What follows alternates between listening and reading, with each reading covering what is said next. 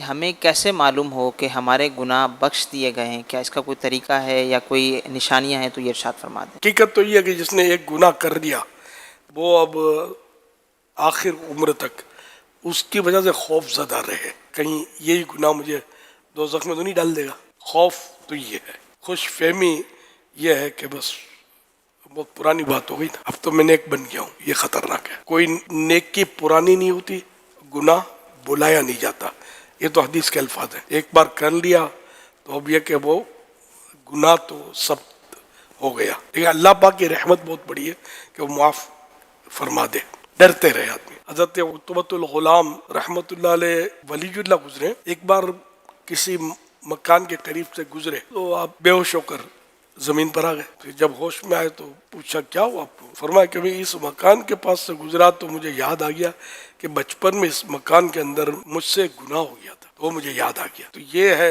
خوف خدا، گناہ کو بندہ یاد رکھے، بھولے نہیں، خوش فہمی میں نہ پڑے کہ میرے گناہ معاف ہو گئے۔ بعض صورتیں یہ حدیثوں میں بیان ہوئی ہیں، جیسے حج کرے جو میدان عرفات میں 9 ذی الحجہ کو احرام کے ساتھ حج کیا، تو اب یہ اس کو یقین رکھے کہ میرا گناہ معاف ہو گئے، میں گناہوں سے پاک ہو گیا، یہ بھی ہے مطلب۔ لیکن اس میں بھی صورتیں ہیں، جیسے فرض نمازیں قضا ہوئی تھیں، قضا کا گناہ معاف ہوا، قضا ذمہ باقی ہیں، یہ تو کرنی پڑیں گی۔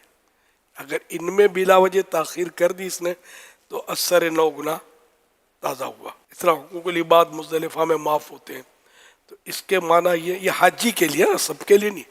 ویسے کوئی ان دنوں میں مزدلفہ گیا اس کی فضیلت نہیں ہے، حج کے لیے جو گیا ہوا ہے۔ مزدلفہ میں حقوق العباد، بندوں کے حقوق معاف ہوتے ہیں، اس میں بھی یہ کہ جو گناہ اس کی وجہ سے ہوا تھا وہ معاف ہوگا، بندے کا حق باقی رہے گا۔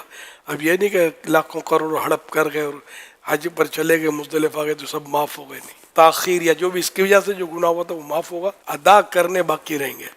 اس طرح جس طرح کے بھی حقوق العباد ہوں، کسی کو مارا تھا، پیٹا تھا، دھمکایا تھا، پیسے دبا لیے تھے، پیسے کھا لیے تھے، تو یہ سب ادا کرنے ہوں گے اور جلدی، ورنہ پھر یہ گناہ تازہ ہو جائیں گے۔ بعض علماء کے حوالے سے لکھا ہے کہ اگر بندے کے دل میں توبہ کے بعد نیک عمل کی محبت پیدا ہو تو یہ بھی ایک علامت ہے، یقینی طور پہ تو کوئی صورت ہو ہی نہیں سکتی سوائے نبی علیہ السلام کے بتانے کے، محبت پیدا ہو نیک عمل کی، تو یہ بھی ایک علامت ہے کہ یہ توبہ اس کی قبول ہوئی ہے۔